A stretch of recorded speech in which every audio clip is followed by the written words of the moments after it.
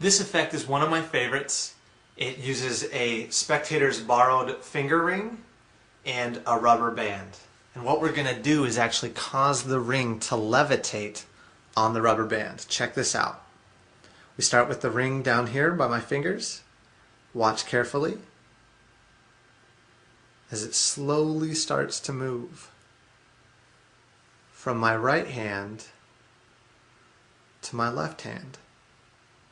No magnets, no strings, just pure magic enjoyment.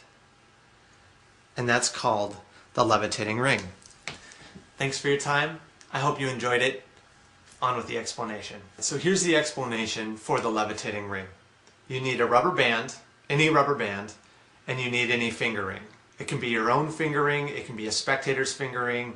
If you're going to use a finger ring that's borrowed, I recommend a band rather than one with a diamond or a stone on it. By the way, this is Kobe, my cat. If you can see her in the bottom of the screen here. The reason why I say you don't want to borrow one with a stone on it is because if it accidentally falls, you don't want to risk having that diamond pop out. Trust me, I've dropped people's borrowed items before. It happens on accident, obviously, not on purpose. And it's really embarrassing if anything happens to it. So a band is probably the best bet, just because not a lot of damage can happen to it except maybe a scratch, which isn't that big of a deal. It is a big deal because it's theirs. So if you're really worried about it, just use your own ring, have them examine it. And here's what you're going to do. You're going to take the ring and the rubber band, and you're going to thread the rubber band through the ring so that it's on there like that. Now the secret to this effect is actually the rubber band's elasticity, the fact that it can stretch. You grab a chunk of the rubber band in your right hand, or your left hand if you're left-handed, and you hide that there.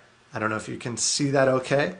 That's behind your fingers, and your other hand, your left hand in this case, or my left hand, is going to stretch the rubber band out so it looks like I'm just holding the rubber band by both ends.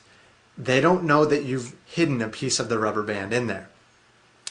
Then you're going to hold the rubber band at a slight angle, not straight up and down, but at a slight angle, and you very slowly let go of the rubber band with your right fingers. As you let go, the rubber band, because it's stretched out, starts to retract. As it does, it takes the ring with it. Now, you have to be careful as you get to the end of the rubber band here in the right hand that you don't accidentally let go. That's when the ring will fall and hit the ground. Very embarrassing. So again, what you do is after you get that threaded on there, you grab a piece of the rubber band here and you stretch it out. So you're hiding a huge chunk of rubber band. You show the ring and you just hold very, very still and slowly let go with your right fingers. The ring will start to appear as if it's moving up the rubber band until it gets to the end of the rubber band in your right fingers. That's when you stop. And I usually at this point just reach out with my left fingers and grab the ring, let the rubber band go, and everything can be handed out at this point if they want to examine it.